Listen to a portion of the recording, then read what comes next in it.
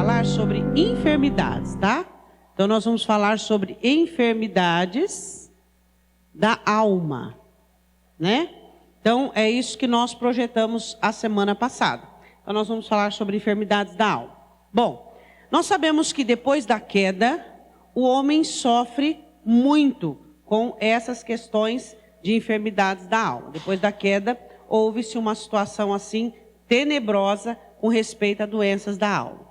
Agora, nós não poderíamos falar de todas as doenças da alma, né? Se nós não falássemos da raiz de todas as enfermidades, né? Quem é que sabe a raiz de todas as enfermidades da alma? Soberba, que foi onde Satanás tenta o homem, e foi ali que deu certo, que funcionou tudo. Então, todas as raízes das enfermidades dos homens está nessa palavra aqui, ó, soberba, que desenvolveu por meio do pecado. Onde houve a queda, então nasce a soberba. Eu convido você a abrir comigo a sua Bíblia em Jeremias 8. Vamos lá? Esse texto de Jeremias 8, ele é muito elucidativo com respeito à queda. E com respeito a tudo aquilo que advém e que vem da queda, né? Então esse texto ele fala muito sobre a soberba. Mas eu quero ler com vocês Jeremias 8, 22, aí nós vamos voltar para o versículo 4. Vamos lá. 22. Jeremias 8, 22, nós vamos ficar só por aí, né? Diz assim: porventura não há bálsamo em Gileade? Gileade era um lugar que fabricava-se muito bálsamo. Ou não há médico? Lá não tem médico? Por que, pois, não se realizou a cura da ferida do meu povo? Essa é uma consideração do profeta Jeremias, né? Ele faz uma consideração dizendo, não se tem bálsamo, não se tem remédio, não se tem médico. Então, por que não se fez? De que ferida ele estava falando? Ele estava falando de uma ferida física? Não. Ele estava falando de uma ferida emocional? Não. Ele estava falando de uma ferida espiritual, né? O povo havia se apostatado. Quais são as diferenças das feridas emocionais e as feridas espirituais? Quais são as diferenças? Bom, as feridas emocionais, elas são o sintoma das espirituais. Uma ferida, quando ela está na alma, de uma maneira crônica, de uma maneira perseverante, quando você observa, que não é um lapso, não é uma coisa isolada, ela vem do espírito, tá? Ela vem daqui. Quando a enfermidade é uma coisa que, tipo assim, um resfriado e uma pneumonia, resfriado, às vezes até passa sozinho, não é verdade? Então, existem enfermidades, vá anotando aí se tiver pergunta. Existem enfermidades emocionais que ela é um resfriado. Então, é um lapso que aconteceu, tá? Então, você deslizou, pensou uma coisa e sentiu, daqui a pouco você arrepende, passa. Agora, enfermidades que estão na alma, tá? Que estão na alma, a caráter de hábitos e de condicionamento, elas são enfermidades que são espirituais, são mais profundas, são enraizadas. Então, às vezes você nota pessoas que querem se libertar de enfermidades da alma, umas questões que nós vamos falar aqui, ele não consegue, porque a coisa, como eu disse para você a semana passada, já está num âmbito muito mais crônico, né? Já está na essência de toda a formação humana. Eu acho que você já deve ter percebido situações até mesmo dentro de você, que trouxe uma situação muito complexa, muito complicada, em que você lutou, e que não conseguiu. Quando a palavra de Deus ela entra, diz em Hebreus, ela faz a divisão, depois nós vamos estudar um pouquinho mais para frente, da alma e do espírito, para tratar isoladamente tanto da alma quanto do espírito, penetrar as raízes, juntas e medulas, poder trazer saúde. Então, as enfermidades que nós vamos tratar aqui agora, elas nasceram no espiritual, porque vem da raiz soberba. Vamos começar no versículo de número 4. Então existe aqui uma questão, uma interrogação muito interessante, né? Sobre condicionamento. A pergunta que o texto começa, que nós vamos estudar, diz o seguinte, ó, no versículo de número 4. Diz-lhe mais, assim diz o Senhor, porventura cairão e não se tornarão a levantar? Quer dizer, permanecerão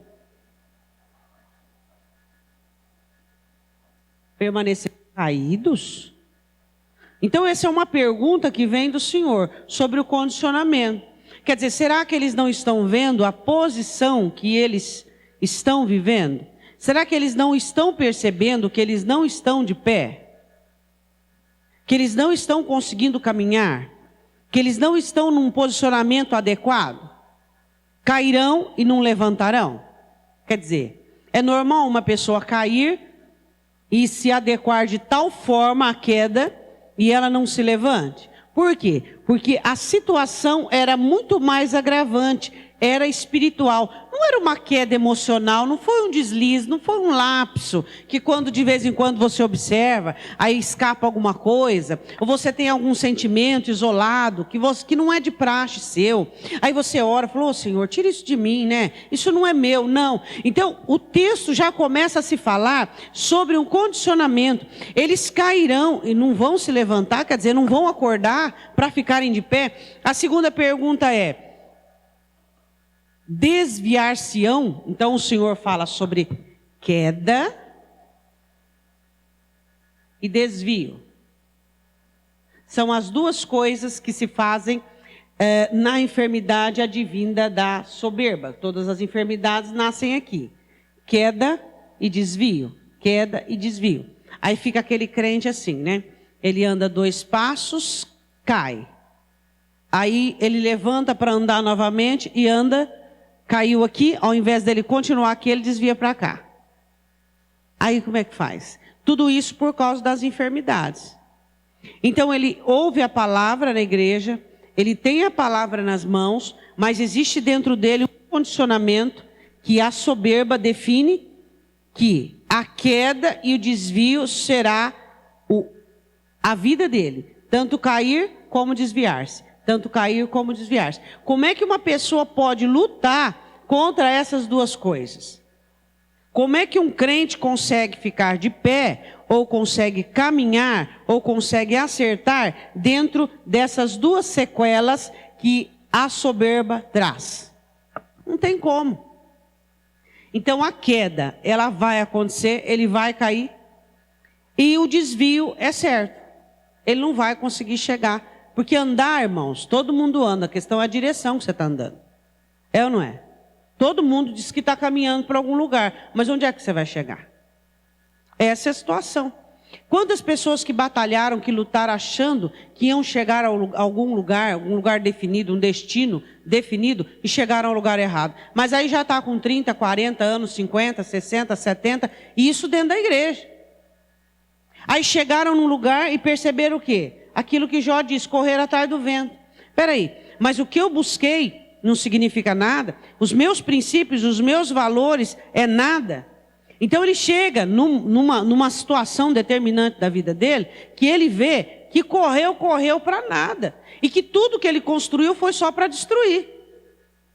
E tudo estava fora. Então o que o Senhor fala sobre o povo dele, era sobre um condicionamento. Quer dizer, eles vão permanecer como estão, quer dizer, não existe um despertar, não existe, porque você não abre o olho quando você vê uma queda, você vê que você sempre tropeça na mesma coisa, você vê sempre que, porque eu e você nós sabemos, se a nossa vida é uma vida guinada, se a nossa vida é uma vida que tem continuidade ou não. Sou eu que pisei? Não? Então o que nós precisamos perceber é isso. Você olha para você e você percebe. Se a sua vida é uma vida de quedas, se a sua vida é uma vida de uma jornada, ou sua vida é uma vida só de paradas, só de paradas. Você tem que ter uma situação onde você consiga começo, meio e fim. Você já está no 40? Você está no meio. Mas no meio de onde? No meio de tribulação, no meio de confusão, no meio de perturbação. Quer dizer, dos 40 a 50, você já viveu quanto tempo da sua vida? Não é? Você tem que agora o quê? Ajeitar as coisas. Desfrutar um pouco do que conquistou e ajeitar as coisas, melhorar. Agora, existem pessoas que estão no 40, no 50, elas estão com crise de identidade, vivendo dentro da igreja. Por quê? Viveu em nome de enfermidades. Não construiu. A mocidade, a juventude em Cristo é o período de construção, onde se constrói, onde se tem uma figura, uma situação determinada diante de Deus, uma leitura lógica para a vida. Aí tem pessoas que estão quase com 40 e ela não descobriu nem quem é ainda. Aí quer dizer, vai ter uma profissão, vai ter uma aposentadoria, mas vai morrer sem saber quem foi. Então o Senhor faz 2 relatos, sobre queda e sobre desvio. E você vai perceber que é isso que acontece com as pessoas, que elas continuam fazendo o que estão fazendo. Versículo de número 5, você está acompanhando aí comigo? Por que, pois, se desvia este povo de Jerusalém com uma apostasia tão contínua? Por quê? Então, outra pergunta, apostasia. O Senhor diz assim, por que largaram os meus princípios, desviaram, criaram uma ideologia própria? Eu fico assim, tão preocupada. Não tão, sabe? Tão só assim para você, né, acreditar. Eu fico assim, preocupada, tá? Só preocupada, tá bom. Com a mania que alguns crentes têm de querer entender a palavra ao seu modo. Querer adequar a vida dele, a palavra dele, àquilo que Deus pensa e Deus vê. Isso é apostasia. Tem muito apóstata pregando. Tá? Hoje em dia, muito mesmo. Tem muito apóstata cantando. Tem muito apóstata sendo diácono. Tem muito apóstata evangelizando. Por quê? O que é uma apostasia? Apostasia é um desvio, é uma queda. Você desvia da verdade, criando uma verdade paralela. E às vezes, tá? Não existe verdade paralela. Eu digo no condicionamento do ser humano. Cria-se uma situação tão paliativa, a diferença às vezes é tão pequena, que você percebe às vezes em você, que você está numa apostasia sobre uma doutrina. Uma das doutrinas que as pessoas mais se desviam hoje em dia, é sobre o crescimento espiritual. É sobre o progresso espiritual, que nós precisamos ser podados, nós precisamos crescer. E o crente, ele continua dentro do seu sistema criado para ele, que ele mesmo criou. Ele não se preocupa em crescer, ele não se preocupa em melhorar, ele não se preocupa em amadurecer. E ele, ali dentro da mente dele, ele acha que tudo está bem, que tudo está adequado, está certinho. Ele está apostatado de uma doutrina que fala sobre o crescimento, que fala sobre a poda, que fala sobre a mudança, e ele não percebe. Por quê? Porque ele criou o que para ele? Ele criou uma verdade paralela, e ele se agrega àquela verdade, e ele está dentro da igreja, e ele tem dons, e ele não percebe que ele está em queda e em desvio. Ele não está caminhando para onde deveria caminhar. Ele não está indo para onde ele deveria ir. Então, o que é que nós precisamos entender e o que é que nós precisamos compreender? Que o Senhor diz assim, esse povo vai continuar na apostasia, vai continuar querendo mudar aquilo que é certo, querendo transformar aquilo que é correto. Queria que você pensasse um pouco nas apostasias que existem, convidando você. A maior apostasia que existe é a religião, não é mesmo? Religiosidade. O povo começou a desviar por causa da religião. E eles começaram a cair, não é verdade? Entra-se dentro de um sistema, do cargo, da função, dos domingos. Aí ficam religiosos. E Jesus não é religião. Jesus é a vida dentro de nós. É aquele que nos impulsiona a enxergar, a dar visão. Você enxerga o que existe dentro de você. Você vê o que existe dentro de você. Está errado, não condiz com a Escritura. Por que você acha que deu tanto trabalho para o céu deixar a Bíblia? Homens escolhidos, situações feitas, inspiração, para quê? Para que nós pudéssemos não crer naquilo que estamos ouvindo. E pudéssemos fazer comparativos aqui. Mas o que acontece? Seres humanos se contentam com seres humanos. Com elogios, com questões e com situações. E aí fica uma panela só em que Deus não está naquilo ali. Então o Senhor diz, o meu povo vai continuar nessa apostasia, ideologia própria. Ah, aqui tá bom, Deus está me abençoando. Irmãos, vou dizer uma coisa para você. Ser abençoado não significa aprovação, tá? Eu digo isso para você, eu não vou ter que responder diante de Deus por isso. Não é porque você é abençoado que você está aprovado. Tem ímpio lá fora, aprontando tudo quanto é tipo de males, desfrutando do sol, que você desfruta do ar, que você respira, da natureza, que faz o seu papel, tá? Então, não significa ser abençoado, não significa que Deus está aprovando. Muitas vezes Deus queria matar Israel, destruir. Uma das vezes foi as codornizes, tá? Deus deu carne, tá? A altura sim em abundância. E quando eles estavam com as carnes nos dentes, muitos deles morreram. Então, milagre, abençoado não significa estar aprovado. Você não confunde uma coisa com a outra. Então você precisa aprender a discernir. O que é estar aprovado? É quando você está sendo corrigido. Você está crescendo. É quando o Espírito Santo dentro de você funciona. Tá? Funciona não em falar línguas estranhas, que é só um dom. Tá? O Espírito Santo funciona naquilo que nós estamos falando. No convencimento, no ensino, na testificação, no consolo, ele está funcionando. Então você está sendo aprovado. Ele está te ensinando, está te corrigindo, está te apertando. Então é um sinal que você está sendo aprovado. Se você está tranquilinho, sossegadinho, você está na galeria dos que estão ali, ó, e espera, tipo, decide o que é que você vai querer. Tá? Então a ideologia própria foi a responsável pela apostasia. Ah, tá bom. Ah, Deus entende. Ah, tá bom. Ah, não tá como Deus quer, mas tá bom. Ah, eu fiz tudo o que eu podia. Esse é o melhor que eu posso. Esse é o grande filósofo. O primeiro filósofo. Qual foi o primeiro filósofo? Né? Falando no termo pejorativo da filosofia. Caim. O que Caim diz? Não, Deus tem que aceitar. Estou fazendo de coração, por que Deus não aceitou? Não, está errado. Eu estou certo em ficar me destruído, amargurado, revoltado. Eu estou certo em me revoltar. Por quê? Porque eu fiz o melhor. Por que Deus não vai aceitar? Não é verdade? Então, a ideologia própria traz apostasia. Cuidado. Por quê? Porque você pode estar criando uma ideologia na sua vida fora da Escritura. Quantas ideologias hoje nós temos? Por exemplo, andar a segunda milha. Quem é que faz isso? Virar a face. Quem é que faz isso?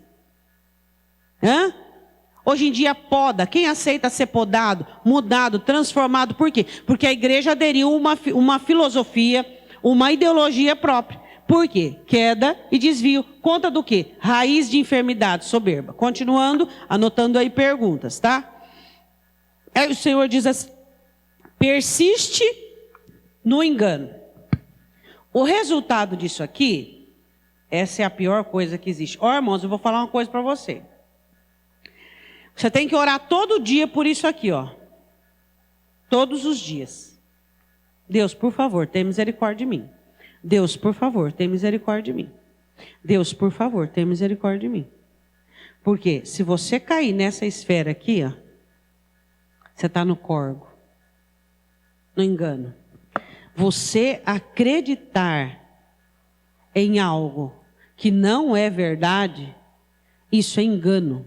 O engano é algo que foi produzido grande parte dentro de você mesmo, porque coincidiu com aquilo que você queria. Ninguém é responsável pelo seu engano. Se uma pessoa fala uma coisa e dentro de você existe uma apreciação pela verdade, aquilo não entra, repele, dá enjoo, dá náusea. Sua alma, seu espírito repele. Mas quando alguém fala o engano e aquilo fala de acordo com aquilo que você deseja, com a sua cobiça, com a sua busca, então faça a feitiçaria, o encantamento, o engano. Então ninguém é culpado por te enganar. Por quê? Porque o engano só dá certo porque ele encontrou algo dentro de você. Ele encontrou algo que trouxe o quê? Essa aliança. Então o Senhor diz assim, eles estão debaixo de um engano. Agora, não é porque eles estavam sendo enganados, é porque eles eram inocentes. Oh, coitadinho, aquele irmão que está naquela igreja, ele está sendo enganado. O engano só aderiu, o engano só esteve, entrou, deu certo, porque era o que a alma queria. Era o que a alma desejava. Ninguém será colocado diante de Deus como inocente. Ninguém. Por quê? Porque o engano é ouvido. Por quê? Porque você deseja aquilo. Então o Senhor diz, eles estão debaixo do engano. E um dos maiores enganos é, eu não tenho enfermidade na alma. Eu não tenho enfermidade no espírito. Eu não tenho, eu estou bem, minha vida está uma bênção, está tudo bem comigo, eu prego, Deus me usa, Deus usou a jumenta, é ou não é? Deus me usa, Deus usou Balaão, um homem que entendia de várias religiões, vários encantamentos. Balaão não era um profeta do Senhor. Tem gente que lê a Bíblia e acha que Balaão era um profeta do Senhor. Balaão era um homem que entendia de várias religiões, tá? Várias religiões. Então ele sabia como é que fazia para poder agradar o Deus de Israel. Mas ele entendia também de outras religiões. Então Deus usa quem Ele quer usar. Deus me usa, então eu estou bem na fita. Deus usou a jumenta de Balaão. É ou não é? Quantos os corvos para trazer comida para Elias. Então tem gente que diz assim, se Deus me usa, eu estou bem na fita. O que vai fazer com aquelas pessoas que disseram, eu curei enfermos, eu expulsei demônios, eu. Aí Jesus vai olhar e dizer, eu não te conheço, porque eu sou o caminho e você não andou por mim. Eu sou o verbo e você não foi mudado. E eu sou a vida e você não viveu o que eu tinha para você. Então não tem nada a ver, não é verdade? Então o maior engano é os crentes dizer para si mesmo o seguinte, tá tudo bem, tá tudo numa boa, tá tudo certo comigo e tal. Esse é o maior engano que existe. Por quê? Porque aquilo que Tiago diz é a maior verdade, que eu e você devemos estar todos os dias diante de Deus, chorando a nossa miséria. Você mora num mundo, por enquanto, caído, onde o príncipe é Satanás, onde você tem duas questões dentro de você, o eu e a velha criatura, que são duas coisas diferentes, o eu e a velha criatura, e você tem toda essa alma condicionada, escravizada ao pecado, que está aprendendo a ser livre, então a sua situação não é confortável. É sim, eu tenho um bom marido, eu tenho um bom casamento, eu tenho bons filhos. Olha o engano.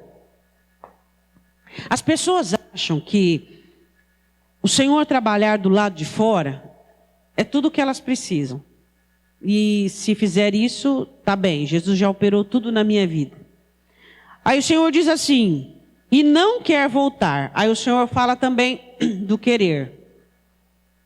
Quando o engano, ele acontece, ele contamina o querer. A alma é formada por psique, ordem certa, né? Sentimentos e vontade. Então, para atingir a vontade, já foi contaminado o psique e o sentimento, correto? Para alcançar a vontade, já foi alterado o psique na apostasia, cadê? Aqui. O sentimento na ideologia e a vontade agora no engano.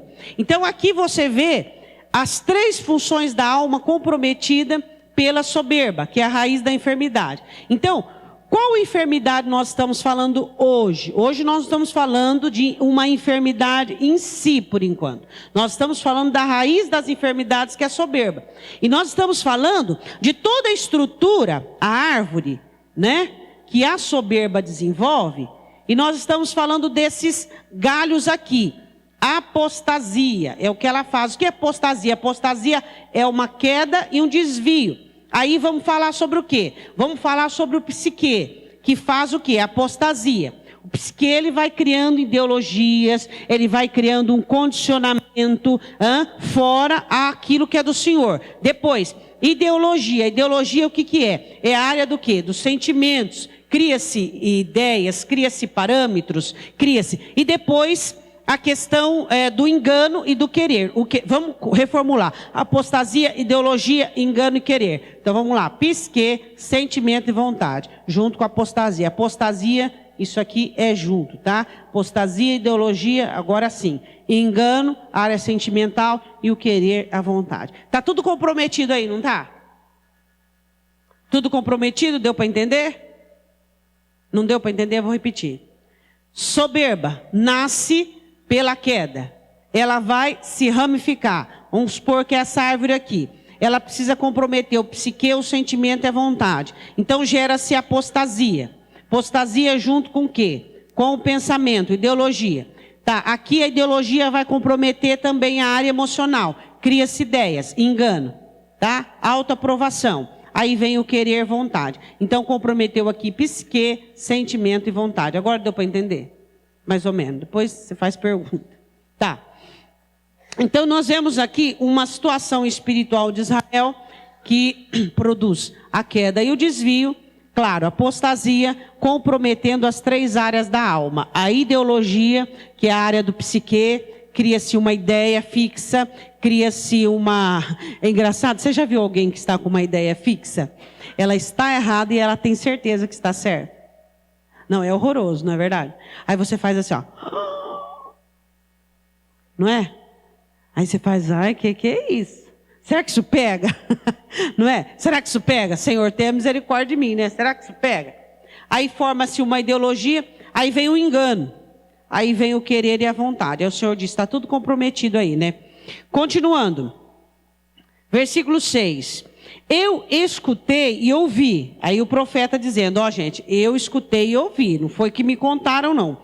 Não fala o que é reto. Ninguém há que se arrependa da sua maldade, dizendo, que fiz eu? Aqui eu quero falar sobre uma das coisas que deveria ser a última coisa a ser afetado na sua vida. O que está escrito aqui? A última coisa que deveria ser afetada na sua vida, a consciência. Um ser humano sem consciência, ele está numa situação muito drástica. E os crentes hoje não têm consciência. O povo de Israel não conseguia dizer, meu Deus, o que é que eu fiz? O que é que eu fiz? O que é que eu fiz? O que é que eu fiz? O que é que eu estou fazendo na minha vida? O que eu estou fazendo? Por quê? Porque os hábitos, o condicionamento, a persistência do erro causam uma cauterização. Não flui mais. Cauteriza. Não flui mais. Não flui o quê? Não flui a palavra, não flui o convencimento do Espírito Santo, não flui a ótica, a visão, a vida, não flui o conselho do amigo, não flui, não entra. Está tão dominado o negócio aqui, existe muito crente dentro da igreja, que a consciência dele só tem um regente. O pastor gosta de mim. O pastor gosta de mim. O pastor gosta de mim. Ele escuta uma palavra, o senhor corrigindo, mas o pastor gosta de mim. É ou não é? Ele escuta a vida falando com ele, mas o pastor gosta de mim. Oh. Então o que acontece? A consciência dele está cauterizada, com uma só regência. Não existe mais a abertura do Espírito Santo. Ou então tem aquele outro, né? Tem o outro também. Existem vários regentes da consciência. Eu nasci e cresci nessa igreja. Eu nasci em berço evangélico. Eu nasci em berço evangélico. Não tem? Tem consciência que ela é tão pobre que ela tem apenas um regente. A consciência, ela tem que ter várias vias. A vida fala com você, sua consciência dá o sinal. O Espírito, claro que é o Espírito Santo em primeiro lugar, a palavra de Deus. E vai movimentando, e vai trazendo, e vai falando. No período de Davi, quando ele ficou aquele tempo todo sem consciência, onde Natã, pum! O que aconteceu com ele? Ele estava com uma enfermidade por meio da soberba, estava adormecido, estava contaminado, tá? Ideologia, engano e querer, mas uma contaminação bem rasa, né? Não era uma contaminação grave. Então foi desperto pela palavra do profeta. O profeta chegou e falou assim, é você. Pum, acordou, não é verdade? E aí quando a palavra diz assim para você, isso é você. Aí às vezes você fala assim, é o diabo que está aqui na igreja querendo me acusar. Não é verdade? Quer dizer, a consciência ela está tão bitolada, por quê? Porque eu dou a minha vida pelo evangelho, porque eu trabalho, porque eu evangelizo, porque eu faço, porque eu aconteço. E está o quê? Com a consciência cauterizada. Então o Senhor diz assim, esse povo não consegue dizer, nem assim, meu Deus, o que eu estou fazendo da minha vida? O que eu fiz? O que eu estou fazendo? Quer dizer, está faltando o quê? Consciência. Então hoje, o que nós estamos falando assim, de uma maneira bem superficial, de todo comprometimento da raiz das enfermidades, onde vai alcançando as esferas da alma, psique, sentimento e vontade, por meio da apostasia, que é a queda e o desvio, fazendo então uma migração para a consciência, onde não se desperta, não se diz, espera aí, eu me enxergo, eu estou me vendo. Você já se viu? Não estou falando daquele espelho lá na sua casa. Estou falando assim, quando o Espírito Santo pega você e diz, eu vou te mostrar. E começa a te mostrar. Ó, essa parte aqui você tem igualzinho Caim. Você acha que Deus tem que aceitar o seu culto, sua maneira de viver, seu jeito de ser? Essa parte aqui, você, ó, tá igualzinho Jacó. Submisso a tudo, sem atitude, sem reação. Hã? Essa parte aqui, ó, você tá igualzinho Pedro, o auto-engano. Essa parte aqui, ó, aí você já foi apresentado para você mesmo? Hã? Então, o Espírito Santo, ele nos leva à consciência principal. Qual a principal consciência que você tem que ter? De tudo que você tem que conhecer na vida. Ah, eu quero conhecer os outros países. Bom para você, se você tem dinheiro. Eu quero conhecer... O que mais? Sei lá o que o povo quer conhecer. O que você deveria querer conhecer? Você mesmo. Pastor, eu não. Eu quero conhecer Deus. Onde Deus mora? Então, quando você falar, ô Senhor, muito prazer. Aí o Senhor fala, você quer me conhecer? Então vamos lá. Eu quero apresentar você para você. Você tem que querer conhecer você mesmo. Deus habita aí dentro. É tudo que Deus quer que você conheça. Tudo. Porque Deus só se faz conhecido a quem Ele quer revelar. Então você tem que conhecer você mesmo. Conhecer sua fraqueza, conhecer suas debilidades, conhecer sua estrutura, conhecer no que você falha com você mesmo. Você tem que se conhecer. Esse é o objetivo. Você tem que ser consciente de você mesmo. Não adianta você querer conhecer nada, né? Eu quero conhecer teologia. Eu quero... bom para você. Conheça tudo, desde que você primeiro se conheça. Porque conhece teologia, infla... Fica um soberbo imenso, não é verdade? Mas não conhece a ti mesmo, não tem o domínio sobre si mesmo. Aí não adianta nada. Aí o Senhor diz assim no versículo 6. Ninguém diz que fiz eu. Cada um se desvia na sua carreira. Cada um tem a carreira, não é verdade? Cada um tem a sua ideologia, cada um tem a sua maneira de viver, de conduzir seu problema. A igreja de hoje não está assim? Fala a verdade. Aí o pastor quase morre no púlpito, né? Vamos ter comunhão, vamos fazer uma festa de comunhão. Aí faz a festa de comunhão. Aí o povo conversa, só besteira, ninguém tem comunhão. Vamos fazer para ter comunhão, Como é que você tem comunhão com um trem desse aqui, ó? Uma situação dessa daqui, que hoje a igreja está desse jeito. A comunhão se dá pela unidade do Espírito Santo dentro de cada um de nós. Cada um se desvia para a sua carreira, cada um tem a sua vida. Cada um vem à igreja para buscar alguma coisa e volta para os seus próprios interesses. Porque a comunhão dá-se do quê? De você reconhecer que você é ser humano e que as outras pessoas também são seres humanos e que você precisa estar em contato com elas, em comunhão com elas, para que você possa estar também em comunhão com Deus. Mas se cada um está nesse contexto aqui, se desviando para a própria carreira, para a própria vida, para os próprios ideais, para o próprio engano, o próprio querer, como é que você vai ter comunhão? Você sabe quais são? Eu vou só adiantar um pouquinho para você. As ferramentas de cura que Deus tem entre todas elas.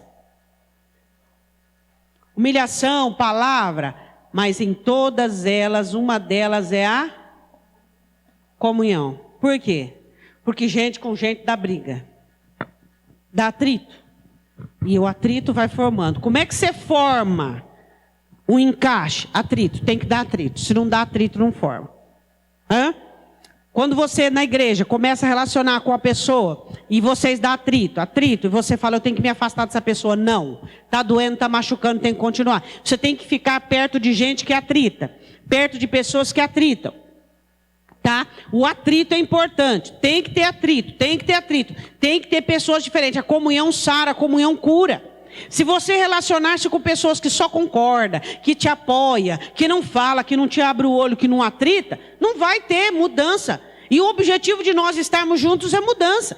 Você pode ver o erro que a igreja comete. Você pode ver as panelinhas, tem a mesma conotação. Na igreja tem a panelinha do fofoqueiro, tem as panelinhas dos futebolistas, tem a panelinha de tudo. Por quê? Porque eles têm conversa em comum. Eles precisam se misturar, porque essa mistura, o que ela faz, essa imigração? O que faz essa mistura, as diferenças?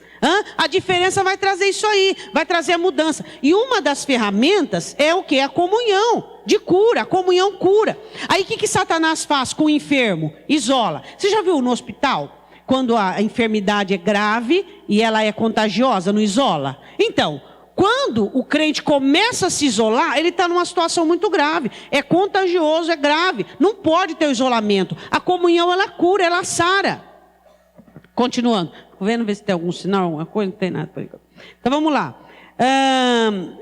Aí ele diz assim, cada um se desvia na sua carreira como um cavalo que arremete com ímpeto na batalha. Então o Senhor estava falando assim, ó, comparando Israel, cada um se desviando para a sua jornada. Só que eles não iam de uma maneira tranquila, pausada, com violência, com veemência, achando que estavam ganhando. Já viu um cavalo correr na batalha? Então o Senhor compara Israel não como um cavalo marchador, não como um cavalo tranquilo num passeio, mas um cavalo com a veemência, com a velocidade de alguém que está querendo ganhar alguma coisa, no fim não ganha nada. Fala correria. Você conhece essa palavra, correria? Meu Deus, que essa fama não dá tempo para nada, não dá tempo para nada, não dá tempo para nada. Olha para o seu irmão e diga assim, se você tem problema com o tempo, é porque você está priorizando o que é errado. Toda prioridade equivocada existe falta de tempo. Quando você prioriza o que é certo, quando você prioriza a oração, a comunhão em primeiro lugar, tudo na sua vida trabalha concordemente. Mas aqui, ó, uma das estratégias, tá? É a correria. Por quê? Quem corre enxerga alguma coisa? Quem corre vê alguma coisa? Quem corre pensa? Quem corre para? A estratégia de Satanás é a correria. Então o Senhor olhava para Israel como um cavalo forte, que cavalo é forte, para a batalha, correndo, mas batalhando o quê? Sendo que havia se esquecido do principal, a si mesmo. Chega no fim da vida, não é? Com tantas coisas ajeitadas, aposentadoria, trabalho, sucesso profissional. E a vida? E si mesmo? Será que você, com a idade que você tem alcançado as suas conquistas espirituais? Agora a grande pergunta, você tem conquistas espirituais? Hoje o povo de Deus, ele faz uso do pior engano que existe. As conquistas dele não é espiritual. Ele não tem vontade de ser podado, ele não tem vontade de ser moldado, ele não tem vontade de crescer, ele não tem necessidade de dons, ele não busca. O negócio dele é só para o âmbito humano. Por isso que ele tem que ficar na grande tribulação. Né? Se é humano, se é terra. Comprometimento, ideologia, engano, querer, trazendo algumas situações, dificultando a comunhão, que cura, e trazendo uma correria, uma situação exagerada, uma pressa, não é verdade? Aí, vamos continuar? Vamos lá, o pastor quer daqui a pouco dar o espaço para vocês perguntar. Eu vou pensar no caso. Vamos lá. Com ímpeto na batalha. Versículo 7. Aí o Senhor faz uma comparação com 2 animais sobre a correria, o cavalo para a batalha e tal. Até a cegonha no céu conhece os seus tempos determinados. Ele estava comparando a sabedoria. Olha só, como que compromete. A sabedoria, tá? Da cegonha com a sabedoria do homem. Dizendo que a sabedoria da cegonha estava muito mais evidenciada em pauta do que a do homem. A cegonha conhece os seus tempos. O homem não sabe o tempo que ele está vivendo. Você sabe o tempo que você está vivendo? Diga para o seu irmão uma das características do tempo que você está vivendo. Você está vivendo um tempo de apostasia, ó. O profeta seu, Paulo, já disse. Você tem consciência disso, que você está vivendo um tempo de apostasia? Você está vivendo um tempo de apostasia. Esse é o tempo que você está vivendo. Por quê? Porque a ideologia do ser humano é ele mesmo. Eu quero, eu quero, eu quero, eu quero. O engano do ser humano é eu estou bem. E o querer do ser humano é para si. A ideologia do ser humano, o que tem que ser? Eu preciso de Deus, eu sou servo de Deus. O que deve ser a verdade que preza sobre o coração? Sou pecador, preciso de Deus. E o querer, eu quero Deus. Agora, a ideologia está totalmente errada. Agora, a falta de sabedoria. Pergunta para o seu irmão, você é sábio? Qual uma das características do sábio hoje em dia? O sábio é o que mais chora dentro da igreja. Se você é sábio, você chora. Você chora todo dia. Deus me ajuda. Senhor, que tempo é esse? Senhor, livra-me do mal. Senhor, me dê sabedoria. Pai, tenha misericórdia de mim. O sábio está clamando, meu irmão. Nós estamos vivendo um tempo de apostasia. O sábio está clamando. O sábio está clamando, está pedindo misericórdia. Né? Agora, a maioria dos crentes é igual tinha um irmão que fala, igual uma foca, né? Não é verdade? Os crentes, que alegria. Ai, que alegria, que benção, né? Ai, que benção. Tudo uma benção, tudo uma benção. Ele não está a par da tragédia que está dentro dele. Ele não está a par do caos que está dentro dele, do caos que está imperando na igreja. Olha a igreja, liga a televisão e vê a igreja. Liga a sua internet lá, que você vê, e vê a situação da igreja hoje. Olha para o seu lado, olha a situação que está. Quer dizer, está aí, ó. Vertente, está acontecendo, está diante dos nossos olhos. É o tempo de apostasia. Essa enfermidade aqui, ó, esse rei da enfermidade, que está gerando toda a enfermidade. Timidez, complexo de inferioridade, baixo autoestima e todas as outras enfermidades que nós vamos estudar. Seria fácil nós virmos aqui e analisarmos a timidez. Ai, que gracinha, sou tímido. Vamos analisar a raiz de tudo, que é isso aqui, ó. Isso aqui alimenta as outras enfermidades, todas as outras. Isso aqui, ó, são os pais. Apostasia, gerando uma ideologia, gerando um engano, gerando um querer totalmente comprometido para o homem. O evangelho é para o homem, Deus é para o homem, tudo é para mim, tudo tem que ser para mim, para o meu bem-estar. Sendo que o evangelho e o cristianismo é para você se sentir mal. O cristianismo, ele é para você se sentir mal quando você peca, mal quando você não cresce, mal quando você tem um encargo, e tem um dom, se sente mal. Senhor, eu não estou bem, Senhor, eu preciso mudar, Senhor, a minha vida precisa mudar. Quando você está numa carreira totalmente desenfreado. Então a soberba é a raiz de toda a situação aqui. Vamos continuar um pouquinho, peraí. Aí diz assim, até a cegonha no céu conhece os seus tempos determinados, a rola, o grou, a andorinha, observa o tempo da sua ribação, mas o meu povo não conhece o juízo do Senhor. Quer dizer, vocês não param para pensar que um dia estarão na eternidade? Vamos supor que você recebesse uma notícia que você ia morrer hoje às 6 horas da tarde. Às 18 horas. O dia, o momento. E aí, como é que faz? E o acerto de contas? O Senhor está falando, será que vocês não pensam que existe um juízo? Que existe um acerto de contas? Quer dizer, por quê? Por causa dessas enfermidades aqui, a soberba que impregnou. Para que esse negócio que você pôs na sua cabeça, essa coisa maligna chamada religião. Religião se tornou uma coisa maligna. Você criou um estereótipo para você mesmo, você acredita nele, porque você é bonzinho, porque tem gente que gosta de você, porque você é servinho, porque você não sei o quê. Você está em obras, você precisa mudar. Isso é o que você tem que entender, você precisa mudar. O que vai combater as suas enfermidades é essa sua necessidade de mudança. Você precisa dizer, não, eu quero mudar, eu quero melhorar, eu quero mudança na minha vida. E ir atrás disso aí. E buscar isso aí para a sua vida. Senão não vai existir mudança, não vai existir transformação. Se você pensa que o céu é um albergue, você está muito enganado, não é verdade? Porque tem gente que acha que ele é salvo por dó. Eu quero só fazer uma pergunta para você pensar um pouquinho. Pensar é bom, né? Não é verdade? Deus deu o Éden para o homem. Amém?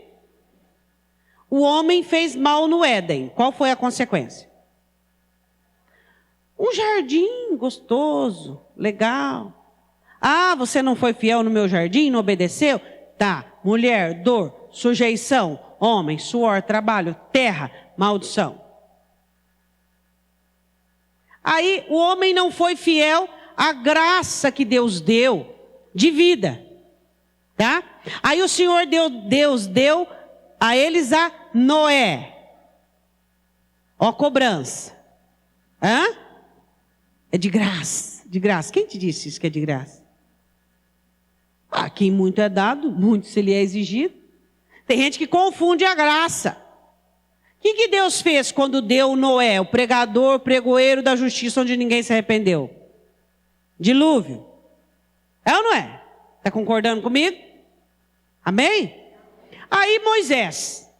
Deu Moisés para Israel, para libertar. Aí o povo não foi adequado. O que Deus fez com aquela geração? Terminou todo mundo. Vamos recapitular, vamos fazer isso aqui, ó. Vamos usar a mente. Aí deu a terra prometida para o povo. Deu juízes. O povo desviou. O que Deus deu para consertar o povo? Cativeiro. Cativeiro. É de graça? Agora eu vou te levar a uma coisa mais séria. Começa a tremer aí no banco. Começa a tremer. Deus deu Jesus.